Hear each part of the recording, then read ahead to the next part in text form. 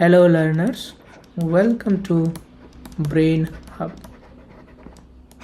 कैसे हो आप लोग? होप आप लोग पार्ट 1 देखे होंगे। अगर नहीं देखे हैं तो प्लीज़ जाके ज़रूर देखें। इससे आपको एक्सेप्शन हैंडलिंग का पार्ट 2 समझने में आसानी होगी। और हाँ, अगर मेरे द्वारा बताया गया कॉन्सेप्ट अगर आपको समझ में आ रहा है तो वीडियो को लाइक ज़रूर करें और दोस्तों के साथ शेयर करना ना भूलें। तो बिना देरी किए exception handling in Python part 2 start करते हैं। तो पहले हम थोड़ा सा रिकैप कर लेते हैं कि पार्ट 1 में क्या क्या हम लोगों ने पढ़ा।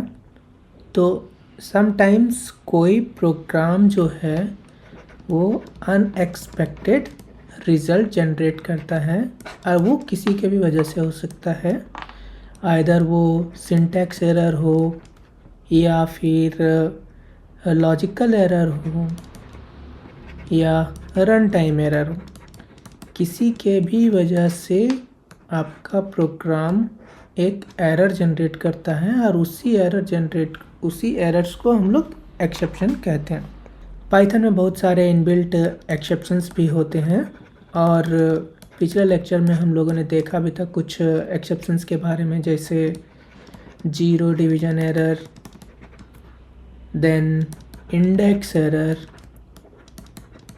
और इंडेंटेशन इश्यूज़, इंडेंटेशन एरर और भी काफ़ी चीज़ें हम लोगों ने देखा और बहुत सारे लिस्ट भी हम लोगों ने देखा था। और उसमें होप आप लोगों ने कुछ प्रैक्टिस किया होगा।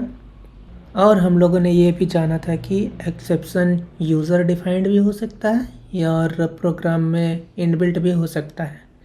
तो यूज़र मतलब मैनुअली एक्सेप्शन रेज करने के लिए बेसिकली हमारे पास दो तरह के स्टेटमेंट्स होते हैं। जैसे फर्स्ट हो गया आपका एसर्ट स्टेटमेंट के बारे में हम लोगों ने देखा था। दूसरा हो गया रेज के बारे में। इसका हम लोग सिंटैक्स वगैरह भी देखे थे, एग्जांपल्स वगैरह भी देखे थे। अगर आप उस पार्ट 1 को अगर नहीं देखे तो आप पहले पार्ट 1 वीडियो देखें, उसके बाद फिर आप पार्ट 2 देख सकते हैं। और हम लोगों ने ये भी जाना कि जिस पॉइंट पे एक्सेप्शन आता है, जिस लाइन पे आपका एक्सेप्शन रेज हुआ है, उसके नीचे जितना भी स्टेटमेंट्स होता है वो एग्जीक्यूट नहीं होता है। तो इसी मतलब नीचे कोई भी प्रोग्राम में अगर हम कुछ और स्टेटमेंट लिखे हैं जो कि हम चाहते हैं इवन दो मेरा प्रोग्राम जो है वो एक्सेप्शन रेज करे, इवन दो वो एग्जीक्यूट हो, तो उसको कैसे हैंडल कर सकते हैं उसी के बारे में हम लोग इस पार्ट में देखेंगे, पार्ट 2 में देखेंगे। तो पाइथन में एक्सेप्शन हैंडल करने के लिए एक ट्राई एक्सेप्ट ब्लॉक होता है। हम लोग आज उसी के बारे में अभी देखेंगे क्या होता है। बेसिकली ट्राई एक्सेप्ट ब्लॉक होता है, इसका क्या सिंटैक्स होता है, इसी के बारे में हम लोग जानेंगे। कोई भी प्रोग्रामर जब एक प्रोग्राम लिखता है और उसे पता होता है कि मेरा इस ब्लॉक ऑफ कोड जो है एक एक्सेप्शन रेज कर सकता है, तो उस पीस ऑफ कोड को वो ट्राई ब्लॉक के अंदर प्लेस करता है। यहाँ पे उस लाइन ऑफ कोड्स जो भी आप लोगों ने लिखा, जो प्रोग्राम आपको लग रहा है कि वो एक्सेप्शन रेज कर सकता है, उसे हम लोग ट्राई ब्लॉक के अंदर रखते हैं।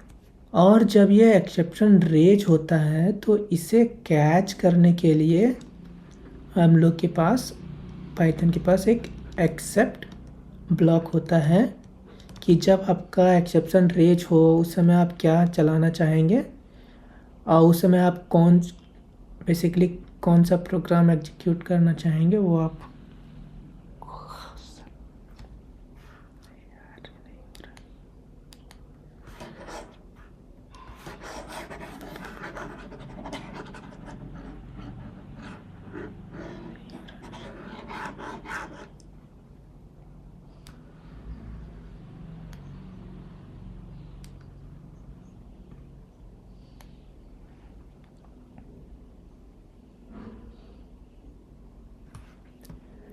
तो पाइथन में एक्सेप्शन हैंडल करने के लिए ट्राई एक्सेप्ट ब्लॉक का यूज़ किया जाता है।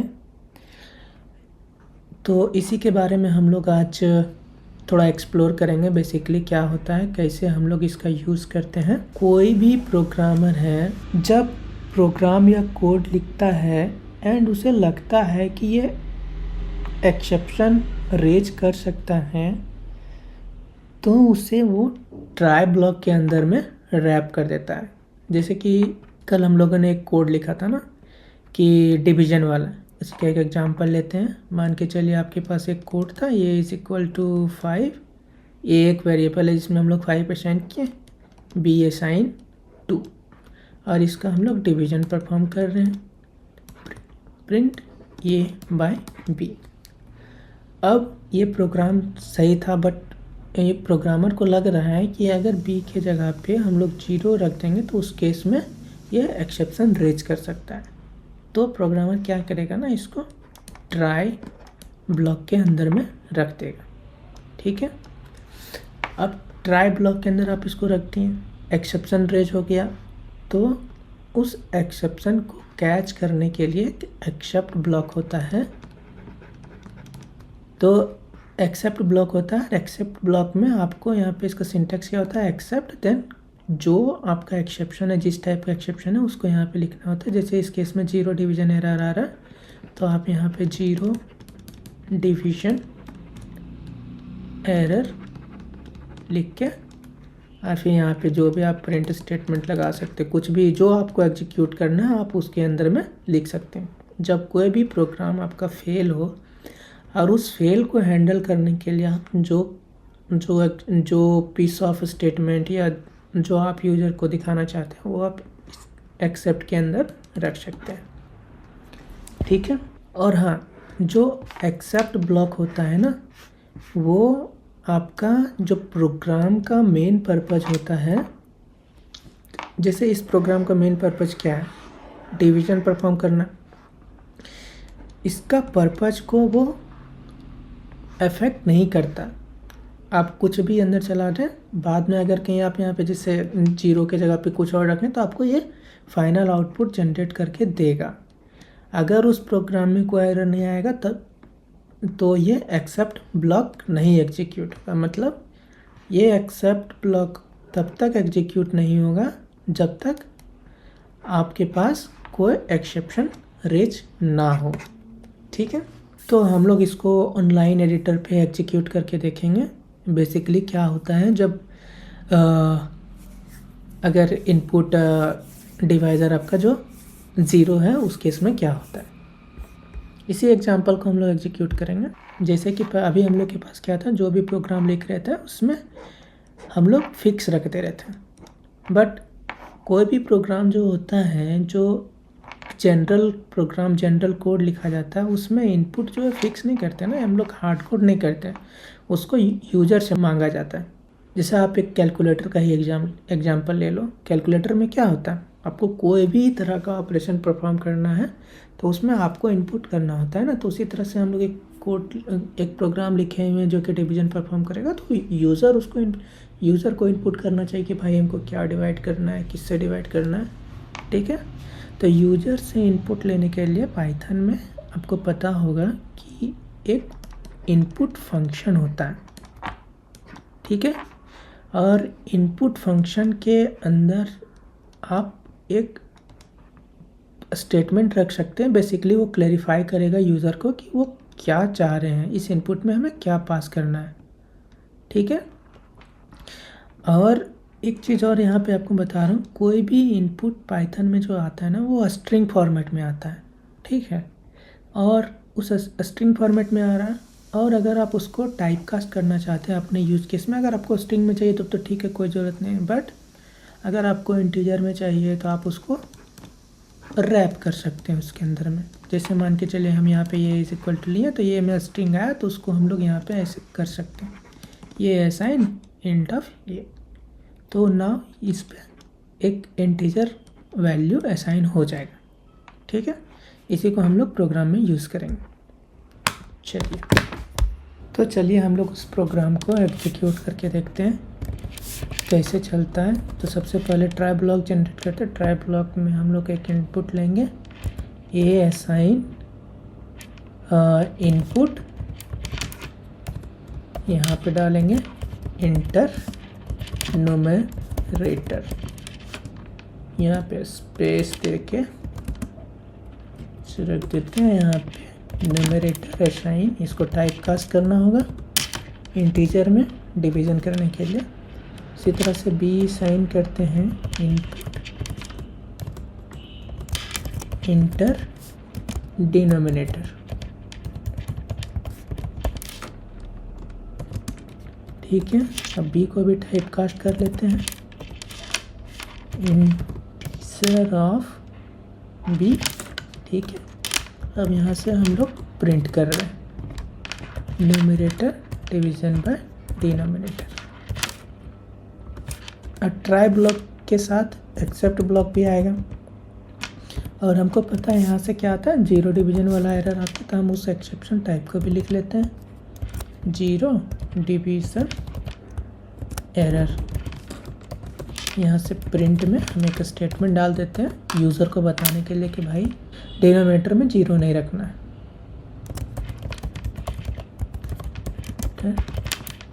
Can't be zero.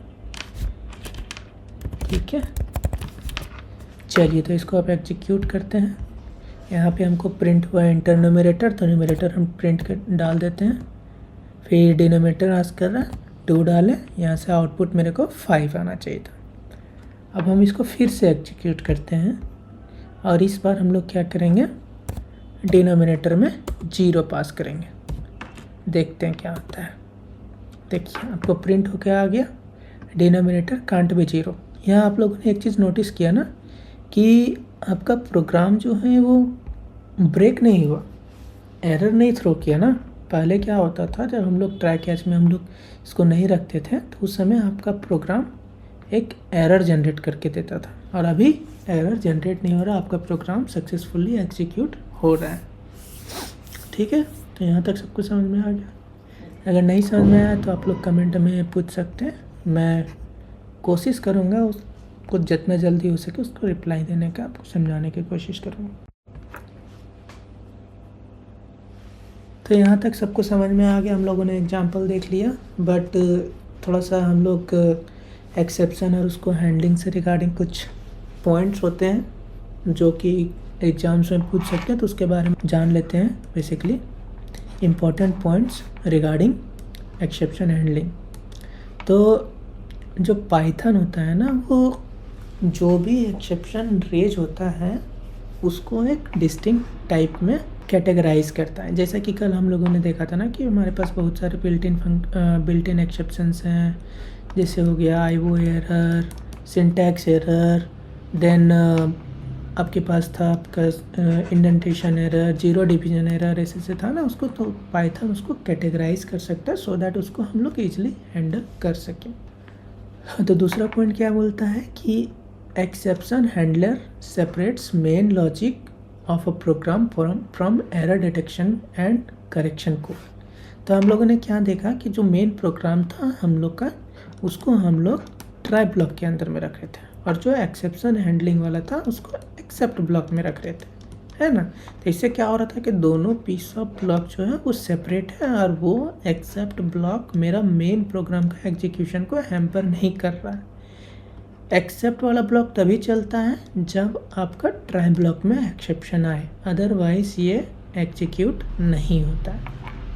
ठीक है, तो थर्ड पॉइंट क्या बोलता है कि कंपाइलर और interpreter keep track of exact position where the error has occurred. It means जो कंपाइलर होता है ना, उसको पता रहता है कि किस लाइन पे वो एक्सेप्शन रेज हुआ है।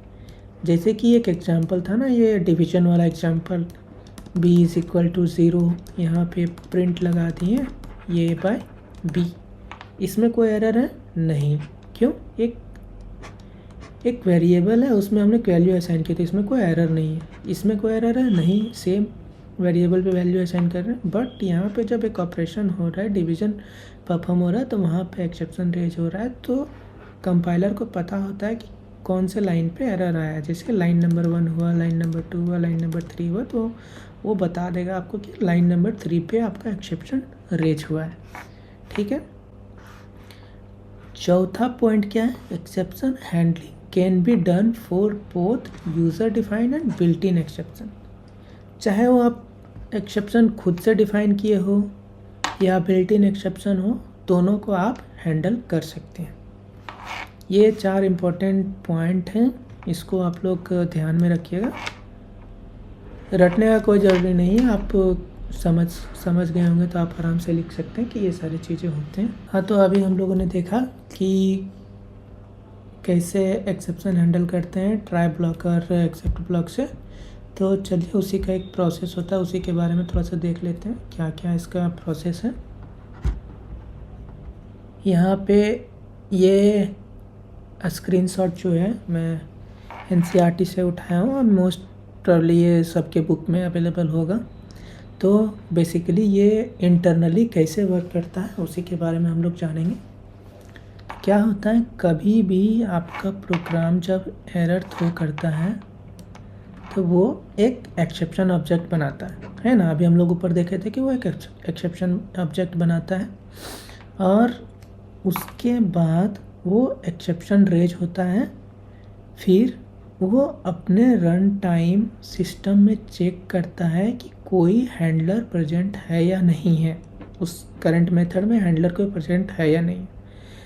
अगर उसमें रहा तो ठीक है और सीधा वो एक्सेप्शन रेज कर देगा, एक्सेप्शन को कैच करके जो भी एक्सेप्ट में आप लिखे वो एग्जीक्यूट कर देगा। अगर नहीं है तो अपना कॉल स्टैक में चेक करता है। अभी हम कॉल स्टैक क्या होता है, कैसे वर्क करता है, वो हम थोड़ी देर में बताएंगे, बट ये फ्लो डायग्राम आपको मैं बस समझा दे रहा हूँ। तो वो अपने कॉल स्टैक में चेक करता है, अगर वहाँ पे उसको मिल गया तो ठीक है और नहीं मिला तो उस केस में वो एक्सेप्शन रेज करके प्रोग्राम टर्मिनेट कर जाएगा। अगर मिल गया तो एक्सेप्शन रेज कर देगा आप जैसे। तो इसका फ्लो डायग्राम है, आप इसको थोड़ा सा देख लीजिए, कोई इसमें डाउट हो तो आप पूछ सकते हैं। तो मैं इसे थोड़ा सा एक्सप्लेन करने का कोशिश करता हूँ।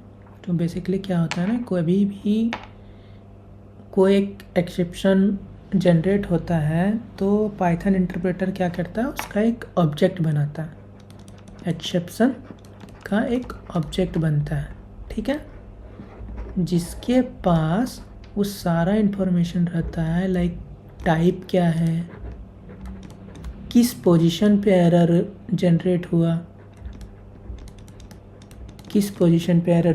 हुआ, अब फाइल नेम क्या है, इस टाइप का इन्फॉर्मेशन रहता है इसके पास। और इस ऑब्जेक्ट को रन टाइम इन्वायरमेंट को हैंड ओवर कर दिया जाता है so that it can find the appropriate handler, ठीक है।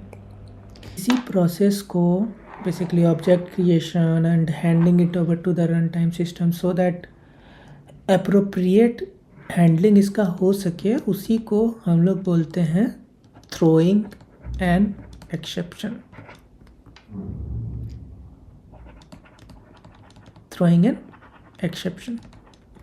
तो आपको ये क्वेश्चन एग्जाम में पूछ सकता है कि what is throwing an exception. तो आप बोल सकते हैं कि पाइथन इंटरप्रेटर जो होता है कोई भी एरर आने पे एक ऑब्जेक्ट बनाता है और उस ऑब्जेक्ट के पास ये सारा इन्फॉर्मेशन रहता है कि एरर का टाइप क्या है, फाइल नेम क्या है, पोजीशन क्या है, ठीक है। और उस ऑब्जेक्ट को रन टाइम सिस्टम को हैंड ओवर कर दिया जाता है सो दैट अप्रोप्रिएटली हैंडल हो सके।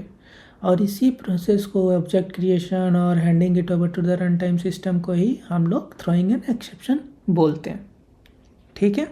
हाँ, तो जब ये एक्सेप्शन का ऑब्जेक्ट रन टाइम सिस्टम को हैंड ओवर कर दिया जाता है तो रन टाइम सिस्टम क्या करता है, ये एक्सेप्शन हैंडलर को सर्च करता है पूरे सिस्टम में कि इसको कौन, एक्सेप्शन हैंडलर का इस ऑब्जेक्ट को कौन हैंडल करेगा, उसको सर्च करने करता है। सबसे पहले ये कहाँ सर्च करता है कि इस सबसे पहले ये वहाँ जहाँ पे ये एरर जनरेट हुआ उसमें सर्च करने का कोशिश करता है। अगर वहाँ पे वो एक्सेप्ट ब्लॉक है, उस एक्सेप्शन टाइप को हैंडल करने का कैपेबिलिटी है तो वहाँ पे वो हैंडल हो जाएगा। अगर वहाँ नहीं मिलता है तो जो इस मेथड को या जो इस फंक्शन को कॉल किया था उसके पास जाएगा बैकवर्ड रिवर्स ऑर्डर में। अगर वहाँ मिल जाता है तो ठीक है, अगर वहाँ नहीं मिला तो उसके बैक जाएगा, उसको जो कॉल किया था। इसी तरह करते करते वो इनिशियल प्रोग्राम पे चला जाएगा। अगर वहाँ भी उसको कुछ नहीं मिलेगा तो वो प्रोग्राम फेल कर जाएगा, एग्जिट कर जाएगा। और इसी तरह से जो बैकवर्ड सर्च करते हैं, इसी को हम लोग बोलते हैं फंक्शन कॉल स्टैक।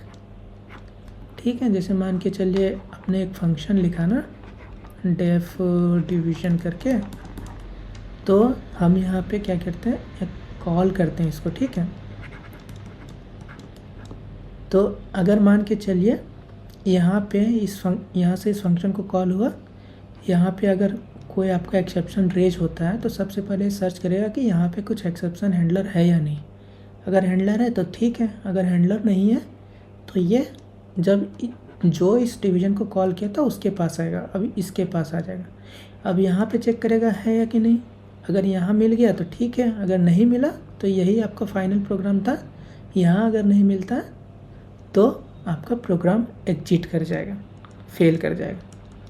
तो आइदर आप हैंडलर आप यहाँ डाल दीजिए या तो फिर यहाँ पे कॉल करने वक्त डाल दीजिए, कहीं भी रख सकते हैं, जहाँ भी रखेंगे वहीं से उसी को एग्जीक्यूट करेगा। ठीक है,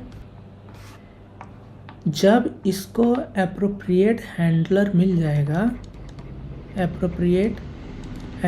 जाएगा तो वो उस एक्सेप्शन को हैंडल करेगा और उस एक्सेप्शन को हैंडल करके जो भी कोड ब्लॉक ऑफ कोड है उसको एग्जीक्यूट करेगा।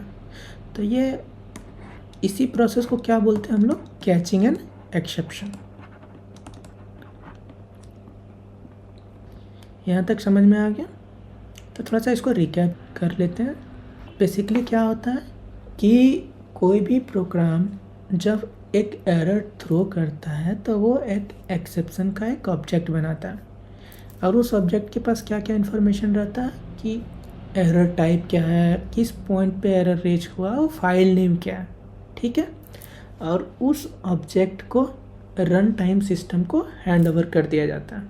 ठीक है, और उसी प्रोसेस को हम लोग क्या बोलते हैं, थ्रोइंग एन एक्सेप्शन। एक्सेप्शन का ऑब्जेक्ट क्रिएट करना और handing it over to the run time system, इसको हम लोग क्या बोलते हैं, थ्रोइंग एन एक्सेप्शन। जब आपका ये एरर थ्रो हो गया तो क्या होता है कि रन टाइम सिस्टम जो है वो इसका हैंडलर को ढूंढने का कोशिश करता है। वो कैसे ढूंढता है, सबसे पहले जहाँ पे वो एरर एग्जीक्यूट हुआ उस ब्लॉक में उसका हैंडलर है या नहीं।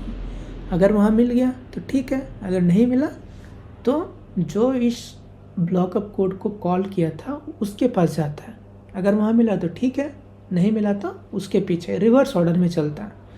और इसी रिवर्स ऑर्डर में जाने का जो पूरा इंटायर लिस्ट जो रहता है कि कौन कौन किसको किसको कॉल किया, उसी इंटायर लिस्ट को हम लोग कॉल स्टैक बोलते हैं। ठीक है, और जब आपको उस कॉल स्टैक में एप्रोप्रिएट हैंडलर मिल जाएगा तो रन टाइम सिस्टम उस ब्लॉक को एग्जीक्यूट करता है। ठीक है, और इसी प्रोसेस को हम लोग बोलते हैं कैचिंग एन एक्सेप्शन। ठीक है, यहाँ तक सबको क्लियर? कोई डाउट है तो फिर आप लोग कमेंट सेक्शन में पूछिए, नहीं तो फिर हम लोग आगे प्रोसीड करते हैं। तो हम लोगों ने देखा था कि हमारे पास ट्राई और एक्सेप्ट ब्लॉक होता है जिसमें हम लोग एक्सेप्शन टाइप रखते हैं।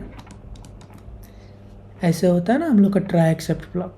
बट मान के चलिए आपने एक प्रोग्राम लिखा और उस ब्लॉक ऑफ कोड में आपको लग रहा है कि कोई और एरर भी आ सकता है, तो आप उसको कैसे हैंडल करेंगे? जैसे मान के चलिए यहाँ पे हम लोगों ने एक वो डिवीज़न वाला एग्जांपल था ना, उसी को लेकर, जहाँ से ये is equal to 5, B is equal to 0, या फिर प्रिंट ए बाई बी। यहाँ क्या क्या एक्सेप्शन आ सकता है? एक एक्सेप्शन आया 0 डिवीजन एरर। अब मान के चलिए 0 डिवीजन एरर आ गया, यहाँ पे अगर के हम लोग इस जगह पे हम लोग राम रख देते हैं। ठीक है, एक स्ट्रिंग है तो स्ट्रिंग से तो कोई डिवीजन होता नहीं है, तो यहाँ पर आपको क्या दे सकता है, वैल्यू एरर दे सकता है ना। तो दूसरा एरर को कैसे हैंडल करेंगे, तो उसके लिए क्या होता है, एक्सेप्ट चेनिंग होता है, जिसमें आप एक और एक्सेप्ट लगा सकते हैं और दूसरा जो है एक्सेप्शन टाइप वो रख के आप उसके अंदर जो भी ब्लॉक ऑफ कोड एग्जीक्यूट करना चाहते हैं वो रख सकते हैं। ठीक है, तो इसका एक एग्जांपल देखेंगे और ये भी देखेंगे कि अगर हम लोग दूसरा एक्सेप्शन को हैंडल नहीं करते हैं तो क्या होता है। ठीक है, आप बताइए क्या होता है, हम उसको एग्जीक्यूट करके दिखाएंगे। आप कमेंट में लिख सकते हैं कि क्या होगा, वो प्रोग्राम फेल हो जाएगा या फिर एग्जीक्यूट होगा, क्या होगा आप उसमें लिख के बताइए। हाँ, तो जैसा कि हम लोग के पास एक प्रोग्राम था ना वो डिवीजन वाला, उसी में हम लोग थोड़ा सा एक्सटेंड करेंगे एक्स्ट्रा एक्सेप्ट लगा के। तो पहले हम, जैसा कि हम लोगों ने बोला कि इसमें और भी एरर आ सकता है जैसे वैल्यू एरर, तो हम लोग उसी को अभी एग्जीक्यूट करके देखेंगे कि अगर वैल्यू एरर आता है तो मेरा प्रोग्राम एग्जीक्यूट करेगा या नहीं करेगा। सबसे पहले इसको रन करते हैं। रन किया, न्यूमरेटर में 10 डाल दे रहे हैं, डिनोमिनेटर में हम राम रख देते हैं। उसके देखते हैं क्या होता है। आपका क्या हुआ, आपका प्रोग्राम फेल हो गया, एरर जनरेट कर दिया। और यहाँ पे आपको क्या मिल रहा है, value error, invalid literals int with base 10 Ram. ठीक है, यहाँ से हमको पता चल गया अगर हम लोग एक्सेप्शन हैंडल नहीं करेंगे तो वो प्रोग्राम एब्रप्टली फेल हो जाएगा। तब हम लोग को क्या करना पड़ेगा, यहाँ पे एक्सेप्शन को हैंडल करना पड़ेगा। तो एक और एक्सेप्ट लगा देते हैं, एक्सेप्ट वैल्यू एरर। यहाँ से print value should be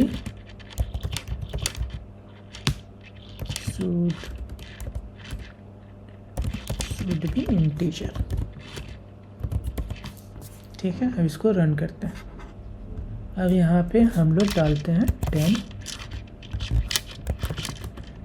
denominator में राम रखते हैं, देखते हैं क्या होता है। वैल्यू शुड बी इंटीजर, हमारा कोड एग्जीक्यूट सक्सेसफुली हो गया, कोई भी एरर फ्लो नहीं किया, मतलब कोई भी एरर जनरेट नहीं हुआ, मेरा प्रोग्राम सक्सेसफुली एग्जीक्यूट हुआ। अब इसको फिर से चलाते हैं, 10 0, मेरा डिनोमिनेटर कांट भी 0, इस टाइम भी प्रोग्राम एग्जीक्यूट हो गया। तो इसी को बोलते हैं एक्सेप्ट चेनिंग। तो ट्राई और एक्सेप्ट हम लोगों ने देखा, ट्राई एक्सेप्ट चेनिंग देखा हम लोगों ने। अब इसमें एक और क्लॉज ऐड होता है, एल्स क्लॉज, उसी के बारे में अभी हम लोग देखेंगे। बेसिकली ये क्यों इंट्रोड्यूस हुआ और ये कब यूज़ होता है और ये कब एग्जीक्यूट होगा। तो जैसा कि आपके पास था ट्राई ब्लॉक, ठीक है, एक्सेप्ट ब्लॉक, उसी तरह से एल्स ब्लॉक भी रहेगा। अगर आपका ट्राई ब्लॉक एक्सेप्शन रेज करता है तो आपका एक्सेप्ट ब्लॉक चलेगा, ठीक है।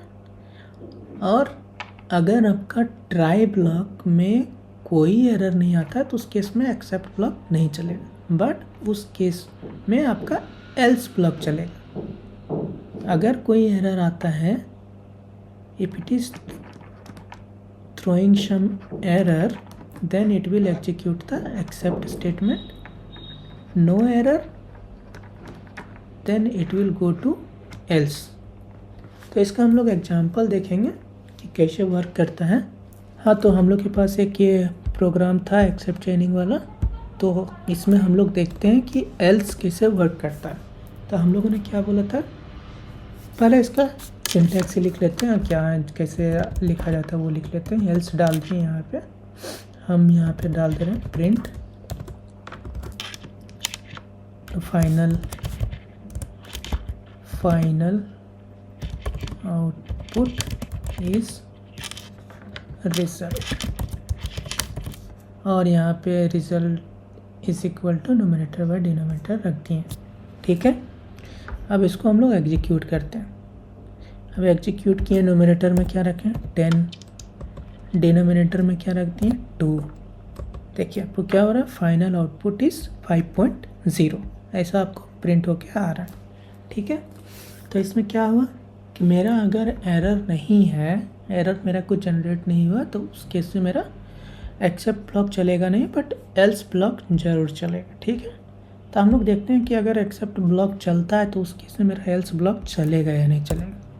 न्यूमरेटर 10 रखते हैं, डिनोमिनेटर 0 रख देते हैं। देखिए क्या हुआ, तो इस केस में देखिए आपका एल्स ब्लॉक एग्जीक्यूट नहीं हुआ। इस केस में क्या हुआ, जीरो डिवीजन वाला जो एक्सेप्ट ब्लॉक था वो एग्जीक्यूट हो रहा है और आपका प्रोग्राम भी एग्जीक्यूट सक्सेसफुली हो रहा है। तो क्या यहाँ से समझे हम लोग कि एल्स ब्लॉक तभी चलेगा जब ट्राई में कोई एरर ना हो। ठीक है, यहाँ पे सब कुछ समझ में आएगा। किसी को भी कोई डाउट हो तो आप कमेंट में पूछ सकते हैं। हम लोगों ने क्या क्या देखा अभी, ट्राई देखा, ट्राई एक्सेप्ट देखा, ट्राई एक्सेप्ट चेनिंग देखा, उसके बाद एल्स देखा, उसके बाद एक और क्लॉज आता है इसमें, फाइनली क्लॉज। अभी हम लोग उसी के बारे में देखेंगे बेसिकली क्या होता है और ये कब एग्जीक्यूट होता है। ठीक है, तो आपके पास ट्राई ब्लॉक था, इसमें आप लोगों के पास एक पीस ऑफ कोड है, देन है आपके पास एक्सेप्ट, इसमें आपने कुछ रखा हुआ है कोड एक्सेप्शन हैंडलिंग वाला, देन आप एल्स रखती हैं, सारा चीज़ ऐड कर दे रहे हैं एक साथ में। उसके बाद आप एक फाइनली रखेंगे और ये फाइनली क्या होता है कि आइदर कुछ भी इसमें हो, आपका कोड फेल हो या पास हो, आपको लास्ट में कोई एक ब्लॉक ऑफ कोड चलाना है तो उसको आप लोग फाइनली के अंदर रख सकते हैं। ये कब काम आता है, फाइल हैंडलिंग के केस में। जैसे कि मान के चलिए आपको फाइल को ओपन किए, ठीक है, फाइल ओपन आप कर दिए, बट उसको जब आप उसमें कुछ राइट कर रहे थे या रीड कर रहे थे उस समय कुछ एक्सेप्शन आ गया। ठीक है, एक्सेप्शन आ गया तो एक्सेप्ट ब्लॉक होगी, ओपन एक्सेप्ट ब्लॉक चल गया, बट अब वहाँ से फाइल वो टर्मिनेट कर जाएगा। अगर एरर आया तो एक्सेप्ट में जाएगा, एल्स चलेगा भी नहीं। ठीक है, बट आपका क्या हुआ, फाइल ओपन ही रह गया। तो इस केस में हम लोग क्या कर सकते हैं, फाइनली के अंदर फाइल को क्लोज करने का रख सकते हैं स्टेटमेंट की फाइल को क्लोज करना है। जब कुछ भी हो, मेरा फाइल ब्लॉक ऑफ कोड चले या ना चले, फाइनली हमको उस फाइल को जो ओपन किया था उसको क्लोज करना है। ठीक है, इसी तरह से मैं एक एग्जांपल दिया, इसी तरह से बहुत केस हो सकता है, आप कुछ भी रख सकते हैं। मतलब जो जैसा आप प्रोग्राम लिख रहे हैं, जैसा यूज केस है आपका, उसके अनुसार से आप फाइनली के अंदर रख सकते हैं। एक यहाँ पे एक क्वेश्चन है मेरा आप लोगों से कि जैसे हम लोगों ने एक्सेप्ट चेनिंग देखा, मेरे पास 2 एरर थे। ठीक है, एक वैल्यू एरर आ रहा था और एक जीरो डिवीजन एरर आ रहा था। ठीक है ना। मान के चलिए एक्सेप्ट चेनिंग में और एक्सेप्ट में मान किसी एक को भी हैंडल कर रहे थे हम, तो उस केस में क्या हो रहा था, दूसरा एरर आता था तो वो प्रोग्राम फेल हो जा रहा था, वो एक्सेप्शन रेज करके प्रोग्राम टर्मिनेट हो जा रहा था। तो उस केस में हमको बताइए जो फाइनली के अंदर हम लोग जो स्टेटमेंट रखे हैं वो एग्जीक्यूट होगा या नहीं होगा। जैसे आपके पास ट्राई ब्लॉक था, उसमें आप केवल जीरो डिवीजन एरर वाला आप हैंडल कर रहे थे, बट वैल्यू एरर वाला हैंडल नहीं कर रहे हैं। तो अब वैल्यू एरर आता है तो उस केस में फाइनली एग्जीक्यूट होगा या नहीं, और अगर एग्जीक्यूट होगा तो आपका प्रोग्राम जो है वो एक्सेप्शन रेज करेगा या नहीं करेगा। आप लोग कमेंट में लिख के बताइए और हम उसको प्रोग्राम के थ्रू देखेंगे कि बेसिकली वो क्या होता है। उसके बाद फिर वहीं हम लोग कॉन्सेप्ट के बारे में भी जान लेंगे कि क्या होता है। हाँ, तो हमारे पास ये एक प्रोग्राम था ट्राई एक्सेप्ट एल्स वाला। इसमें हम लोग अब फाइनली वाला देखते हैं कि फाइनली का कैसे हम लोग ऐड कर सकते हैं। तो यहाँ पे हम एक फाइनली क्लॉज ऐड कर देते हैं और इसमें हम रखते हैं print statement, program has executed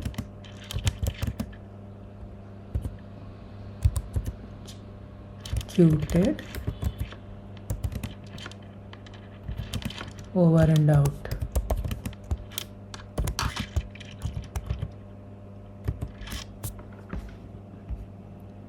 अब क्या होगा फाइनली के केस में, हम लोगों ने क्या बोला था, पहले इसको एग्जीक्यूट करके देखते फिर समझेंगे कि क्या हो रहा है।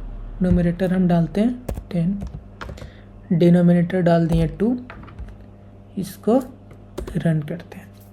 देखिए आपको फाइनल आउटपुट जनरेट हो गया, program has executed over and out. ठीक है, तो इस केस में क्या हुआ, मेरा ट्राई ब्लॉक सक्सेसफुली एग्जीक्यूट कर गया, इसी वजह से एक्सेप्ट के पास नहीं गया, एल्स ब्लॉक चला, और एल्स ब्लॉक चलने के बाद फाइनल में जो स्टेटमेंट हम लोगों ने लिखा था फाइनली क्लॉज के अंदर वो चल गया। अब यहाँ पे हम लोग फिर से इसको एग्जीक्यूट करते हैं और इसमें एरर डालते हैं, देखते हैं क्या होता है। 10 यहाँ से हम डाल दिए राम।